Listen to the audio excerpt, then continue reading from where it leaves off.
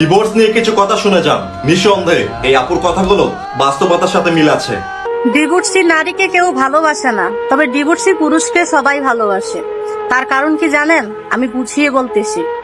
কারণ পুরুষ মানুষ হচ্ছে স্বর্ণের আংটির মতো, তারা বাঁকা হলেও কাজে লাগে।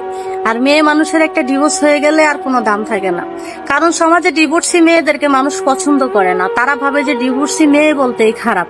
তার কারণ কি? কারণ বর্তমান যে সময়টা, সেখানে 90% মেয়েদের দোষে ডিভোর্স হয়, 10% শুধু ছেলেদের দোষে। বলবেন যে কেমন? যেমন আমি গতকালকে একটা নিউজ দেখেছি, জামাই বিদেশ থাকে, একটা সন্তান আছে, জামাই টাকা পয়সা মোবাইল প্রেমিককে সবকিছু দিছে, প্রেমিক কিন্তু বেকার। পরবর্তীতে কি হয়েছে? জামাই সংসার ছেড়ে আসছে, এখন আর ছেলে বিয়ে করতে চাচ্ছে না। নিশ্চয়ই আপনারা অনেকে হয়তো নিউজটা দেখেছেন। মেয়েটার নাম সুমি আক্তার। এরকম ভাবে অহরে অহরে অনেক ঘটনা ঘটতেছে, যে লাভ ম্যারেজ করে বিয়ে করে কাবিনের টাকা উসুল করার জন্য এরকম হয়ে যায় বা এরকম ডিভোর্স নিয়ে নেয়। তো এরকম কাহিনী মানুষ সোশ্যাল মিডিয়াতে দেখতে দেখতে তিক্ত হয়ে গেছে। তো এখন যদি কেউ কাউকে একটা ডিভোর্সি মেয়ের কথা বলে, তাহলে তার মাথার ভিতরে রক্ত গরম হয়ে যায়। আসলে সব ডিভোর্সি মেয়ে খারাপ না, কিছু কিছু ডিভোর্সি মেয়ে আছে, তিলে তিলে কষ্ট পাইতে পাইতে, আগুনে পুড়তে পুড়তে মানুষ ডিভোর্স নেওয়ার সিদ্ধান্ত নেয়। বিশেষ করে গরিব ঘরের মেয়েরা চায় না একটা সংসার ভাঙুক। গরিব ঘরের একটা মেয়ে শত কষ্ট পেলেও স্বামীর বাড়িতে কাজের মেয়ে হয়েও থাকার জন্য চেষ্টা করে, যে স্বামীর ঘর করব, যদি আমি কাজের মেয়ে হয়ে থাকি তবু স্বামীর ভাত খাবো। কিন্তু সেই মেয়ের কপালেই দেখবেন যে সংসার টিকে না। কারণ সংসার টিকে রাখতে গেলে জীবনে অনেক যুদ্ধ, অনেক কষ্ট, অনেক পরিশ্রম করতে হয়। কিন্তু সব চেষ্টায় যখন মানুষ ব্যর্থ হয়ে যায়, তখন কোনো কিছু করার থাকে না। যেমন আমার রিলেটিভের ভিতরে একজন ছেলে বিদেশ থাকে, দেখতে মাশাআল্লাহ নায়কের মতো সুন্দর। 2 মাস হয়েছে জামাই গেছে, আর ভিতরে চলে গেছে এক ছেলের সাথে, তাও চোর। এখন তো ডিভোর্স হয়ে গেছে, এখন কি ছেলেটার দোষ না মেয়েটার দোষ? নিশ্চয়ই কিন্তু মেয়েটার দোষ। তবে একটা কথা মাথায় রাখবেন, মানুষ যখন অতিরিক্ত কষ্ট পেয়ে সংসার ত্যাগ করে, তাকে কখনো খারাপ বলবেন না। কারণ তাকে যখন খারাপ বলবেন তখন কষ্ট লাগবে। একটা ছেলে যখন ডিভোর্স দিয়ে দেয় বা তার যখন ডিভোর্স হয়ে যায়, সে অন্যত্র বিয়ে করে ফেলে, তাকে অবিবাহিত মেয়ে দেয় তার কাছে, সে অবিবাহিত মেয়ে বিয়ে করতে পারে, কোনো সমস্যা নাই। একটা বাচ্চা থাকলেও সে অবিবাহিত মেয়ে বিয়ে করতে পারে। কারণ আমাদের মেয়েদেরকে বাবা মা মনে করে যে বোঝা, একটা ছেলে পাইলে কখন বিয়ে দিবে শুধু এই টেনশনে থাকে। তবে হ্যাঁ, ডিভোর্সি মেয়ে যদি সুন্দরী হয়, দেখতে স্মার্ট হয়, তাহলে অবিবাহিত ছেলের অভাব হয় না।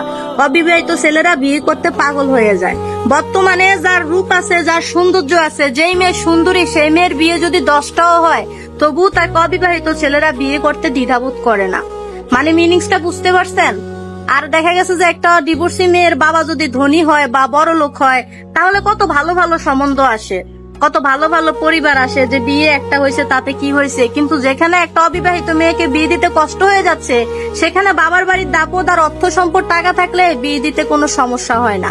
তবে হ্যাঁ, সব ডিভোর্সি নারী এমনি এমনি সংসার ত্যাগ করে না। মানুষ আঘাত পাইতে পাইতে যখন কলিজা ক্ষত হয়ে যায়, তখনই ডিভোর্সের মতো সিদ্ধান্তটা বেছে নেয়। কারণ ভুল পথে মানুষ তখনই যায় যখন তার সহ্যের বাইরে চলে যায়। যেমন রেমি নামের একটা মেয়ে যখন আত্মহত্যা করেছিল, সে তার হাজবেন্ডকে প্রচুর পরিমাণ ভালোবাসতো, এবং কি যাওয়ার আগে সে তার হাজবেন্ডের দোষ দিয়ে যায় নাই, বরং বাবার দোষ দিয়ে গেছে। কারণ তার বাবা যখন বিয়ে করে তখন তার 4 বছর ছিল। এই মেয়েটাকে দেখে শুনে কিন্তু বিয়ে করেছে, এবং কি বিয়ে করার পর শ্বশুর শাশুড়ি ননদ থেকে শুরু করে সবাই মেয়েটাকে চরম ভাবে মানসিক টেনশন দেওয়া শুরু করতেছিল। এবং কি কথায় কথায় বলতো, তোর বাপ 2 বিয়ে করছে, তোর বাপ 2 বিয়ে করছে, তুই বাপ ভালা না, বা বেটি ভালা হবে কিভাবে, কেমন জানি একটা কথা বলে, বা তাদের আঞ্চলিক ভাষায় আর কি। তো একবার ভাবেন তো, এই মেয়েটা যদি আজকে ডিভোর্সি হয়ে যেত, তাহলে নিশ্চয়ই তাকে সবাই খারাপ বলতো, যে মেয়েটা ভালো ছিল না, ওই জন্য ডিভোর্স হয়ে গেছে। তো মেয়েটা কি করছে? আত্মহত্যা করছে। তা আত্মহত্যা করছে, এটা কি সে ভালো করছে? মোটেও ভালো করে নাই। যদি আজকে সে ডিভোর্সি হয়ে বেঁচে থাকতো, অন্তত তার জীবনটা থাকতো। মানুষ যখন আঘাত পাইতে পাইতে দুনিয়া ছাইরা চলে যায়, তখন কিছু কিছু মানুষ বলে যে মেয়েটা ভালো ছিল। কিন্তু কিছু কিছু মেয়ে যখন আঘাত পাইতে পাইতে বিরক্ত হয়ে যায়, যখন একবার অসহনীয় হয়ে যায়, তখন যদি সংসার ছাড়ে, তখন মানুষ ডিভোর্সি বলে একটা খারাপ মন্তব্য করে।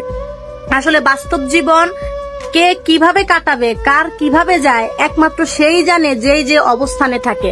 কারণ কারো অবস্থানে না গেলে কেউ কখনো কারো কষ্টটুকু বুঝতে পারে না। আর কারো কষ্ট কেউ বুঝবে এরকম মন মানসিকতাও সবাই থাকে না।